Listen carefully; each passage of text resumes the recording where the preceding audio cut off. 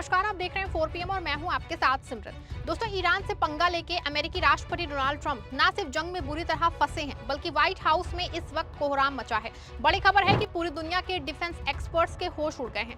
अमेरिकी सेना में रातों रात एक बड़ा विद्रोह हुआ है और इस बगावत को दबाने के लिए ट्रंप ने अपने ही सेना प्रमुख यानी कि chief of staff general Randy George को पद से हटा दिया है। लेकिन बात सिर्फ एक जनरल की नहीं है, खबर तो यहाँ तक है कि ट्रंप अब अपने सबसे खास सिपह सलारों, जिनमें काश पटेल का नाम भी शामिल है, उन पे हंटर चलाने की तैयारी कर रहे हैं। आपको यहाँ बता दें कि एक ओर जहां ट्रंप अमेरिका के अंदर ही बुरी तरह घिरे हैं, वहीं दूसरी ओर होर्मुज़ स्ट्रेट पे सैन्य कार्रवाई को लेकर रूस और चीन संयुक्त राष्ट्र में वो वीटो ठोकने की तैयारी कर रहे हैं, जिससे ट्रंप का पूरा खेल ही बिगड़ गया है। क्या ट्रंप अपनी ही फौज के सामने हार चुके हैं? क्या नाटो देश अब खुल्लम खुल्ला अमेरिका के खिलाफ हो गए हैं? क्यों रातों रात जनरल रैंडी जॉर्ज को हटाया गया है और कैसे होर्मुज़ के लिए रूस चीन वीटो करने जा रहे हैं? सब कुछ आपको अपनी इस रिपोर्ट में अच्छे से बताऊंगी। दोस्तों, अमेरिका दुनिया भर में लोकतंत्र का ढिंडोरा पीटता है। आज उसी की सेना के अंदर गृह युद्ध जैसे हालात हो गए हैं। ट्रंप भले ही दावा कर रहे हों कि ईरान में उन्होंने तख्ता पलट कर दिया है, लेकिन अब जो खबरें आ रही हैं वो अमेरिकी सेना में गहरे विद्रोह की गवाही दे रही हैं। खबर पक्की है कि जनरल रैंडी जॉर्ज और डोनाल्ड ट्रंप के बीच में जो है ईरान जंग को लेकर जबरदस्त टकराव हुआ है। जनरल जॉर्ज का मानना था कि बिना किसी ठोस रणनीति के अमेरिकी सैनिकों को ईरान की मौत की भट्टी में झोंकना एक बड़ी ऐतिहासिक गलती है। दोस्तों, आज सत्ता की आंखों में आंखें डाल के पत्रकारिता करना मुश्किल हो गया है। हमारे 4 PM नेशनल यूट्यूब और फेसबुक चैनल को, जिसे आपका प्यार और विश्वास हमेशा से मिलता रहा है, उसे बंद करके सरकार ने ये साबित कर दिया है कि वो आपके सवालों से कितना डरती है। मुश्किल दौर है, लेकिन हम ना रुके थे और ना ही रुकेंगे। हम सच के लिए हमेशा लड़ते रहेंगे। ऐसे में 4 PM यूपी को ज्यादा से ज्यादा ज्वाइन करें और स्वतंत्र पत्रकारिता को जिंदा रखने के लिए जितना हो सके उतना हमारा आर्थिक सहयोग करें। आपके सहयोग से ये जंग हम जीत के रहेंगे। अब जनरल ने ट्रंप के अंधाधुंध हमलों के आदेश पे सवाल उठाए हैं, तो ट्रंप ने उन्हें रातों रात पद से रुखसत कर दिया है। लेकिन ये सिर्फ एक जनरल की विदाई नहीं है, ये अमेरिकी फौज के उस गुस्से का इजहार है जिसे अब फूटने लगा है। वो हर दिन अमेरिकी सैनिकों की लाशें घर पहुंच रही हैं और ट्रंप साहब सिर्फ अपनी ईगो की खातिर इस खूनी खेल को जारी रखना चाहते हैं।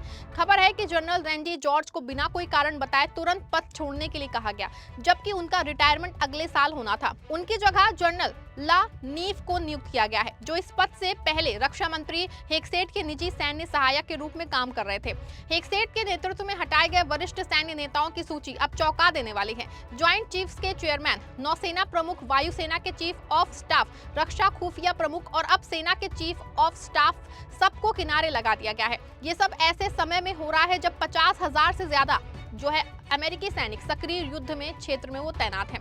पेंटागन ईरान में जमीनी अभियान की योजना बना रहा है। आपको यहाँ बता दें कि जंग के बीच जनरलों को बर्खास्त करना पहले केवल युद्ध क्षेत्र की नाकामियों के लिए होता था, लेकिन ये मामला जो है कुछ और ही है। संकेत साफ है कि अमेरिकी सेना का एक बड़ा हिस्सा ट्रंप की ईरान नीति के खिलाफ है। पेंटागन ने पुष्टि की है कि रक्षा सचिव पीट हेगसेट के कहने पे ही जनरल रैंडी जॉर्ज को हटाया गया है। पेंटागन के प्रवक्ता शॉन पार्नेल ने बयान जारी किया है और कहा है कि जनरल रैंडी जॉर्ज तुरंत प्रभाव से रिटायर हो रहे हैं।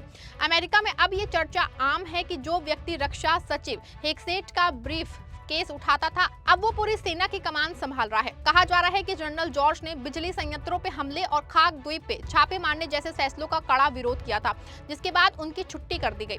दोस्तों, ट्रंप की फितरत रही है कि जब भी वो फेल होते हैं तो इसका ठीकरा अपने वफादारों पे फोड़ देते हैं। ईरान जंग में बुरी तरह फंसने के बाद अब ट्रंप का गुस्सा उनके अपनों पे निकल रहा है। डिफेंस एक्सपर्ट्स का दावा है कि काश पटेल समेत 3 बड़े अधिकारियों पे कभी भी गाज गिर सकती है।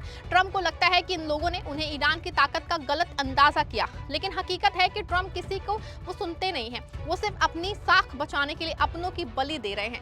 नेतन्याहू के दबाव में आके ट्रंप ने जो दलदल खोदा था, अब वो खुद उसमें धंस रहे हैं। होर्मुज़ बंद होने से पूरी दुनिया आर्थिक मंदी के मुहाने पे खड़ी है और ट्रंप और दुनिया की नजर में एक खलनायक बन चुके हैं। ट्रंप की लोकप्रियता का ग्राफ 36% से भी नीचे गिर चुका है और सेना के अफसर भी अब विद्रोह का आमदा हो गए हैं। और एक और जहां ट्रंप घर में घिरे हैं, वहीं दूसरी ओर होर्मुज़ के मुद्दे पे ईरान के साथ रूस और चीन डट के खड़े हैं। संयुक्त राष्ट्र सुरक्षा परिषद बहरीन को उस प्रस्ताव पे मतदान करने वाली थी जिसका मकसद होर्मुज़ के पास सैन्य पहरा बिठाना है, लेकिन वीटो शक्ति रखने वाले चीन ने साफ कर दिया है कि वो बल प्रयोग वाले किसी भी प्रस्ताव को वीटो वो कर देगा। रूस ने भी ईरान का खुल के साथ दिया है। सबने चौंकाने वाली बात यह है कि फ्रांस ने भी इस पे ऐतराज जताया है, जबकि वो खुद नाटो का हिस्सा है। ईरान पे हमलों के बाद शुरू हुआ ये संघर्ष अब 1 महीने से ज्यादा खिंच चुका है, जिससे होर्मुज़ में जहाजों की आवाजाही ठप है और तेल की कीमतों में आग लगी हुई है। चीन के विदेश मंत्रालय ने तो यहां तक कह दिया है कि होर्मुज के संकट की असली वजह इजराइल और अमेरिका की अवैध एयर स्ट्राइक्स हैं।